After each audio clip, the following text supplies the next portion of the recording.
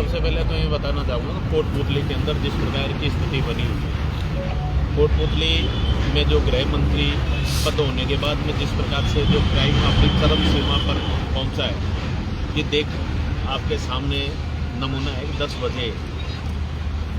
भू माफियाओं से मिलके, खनन माफियाओं से मिलके गृह राज्य मंत्री अपना अवैध कारोबार यहाँ स्थापित कर चुके हैं। चाहे बुचारा बांध हो, चाहे सुकल्लाबास हो, चाहे उसके अलावा बेरी बांध हो, हर जगह इनका और इनके पुत्र का ये जो कारोबार में। और इसी कारण 10 बजे से मृत्यु होने के बावजूद भी, जब खान में मृत्यु हुई और उसके बावजूद भी अब तक पुलिस नहीं आना और पुलिस अन्य कई ऐसी बातें बनाना जो पारिवारिक कलेश का कारण बन सकती है, उन सब में जो गृह राज्य मंत्री सामान्य राजेंद्र जी ने जिस प्रकार से जो कोटपुतली के अंदर आतंक मचा रखा है, मैं इतना जरूर कहना चाहूँगा कि हो सकता है देर लगे।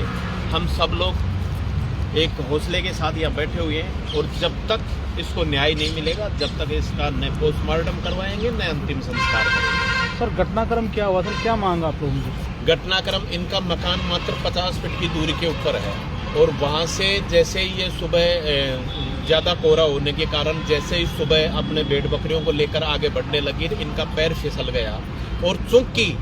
वो 1500 फीट गहरी बता रहे और उसके बावजूद भी देखे कोटपुतली के अंदर खनन माफियाओं के हौसले इतने बुलंद हैं कि क्योंकि गृह राज्य मंत्री का स्वयं का उसमें भागीदारी होने के कारण उन्होंने पूरी खनन जो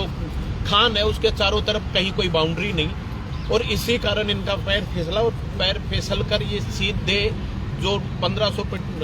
गहरी खान है उसमें जाकर इनकी ऐसी स्थिति हुई है कि अगर आप लोग देख नहीं सकते, मोचड़ी में इनकी जो लाश रखी हुई है। और सबसे बड़ी बात कि यहाँ का प्रशासन आज जीवित नाम की कोई मुर्दा प्रशासन कोटपुतली में हो चुका है। प्राग 10 बजने के बावजूद में अब तक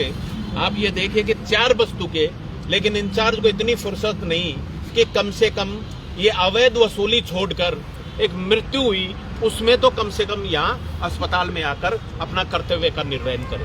तो सर, परिजन चाह क्या रहे हैं, क्या मांग रहे हैं? परिजन चाहते हैं कि जिन कारण से आप ये देखिए कि सिर्फ 50 पहले तो परिजन काफी समय से इन्होंने यहाँ पे जो ये खनन जो कार्य हो रहे थे उसके विरोध में इन लोगों ने काफी ज्ञापन दिए,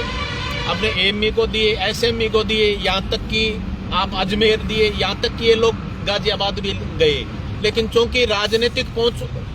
ऊपर तक होने के कारण उस खनन को बंद नहीं किया गया और न ही उसके किसी प्रकार की तार बाउंड्री की गई ताकि कोई बड़ा हादसा नहीं हो। और फिर जब भी ये लोग जाते तो इनको डरा धमका के और भगाते। आज सुबह जैसे ही कोहरा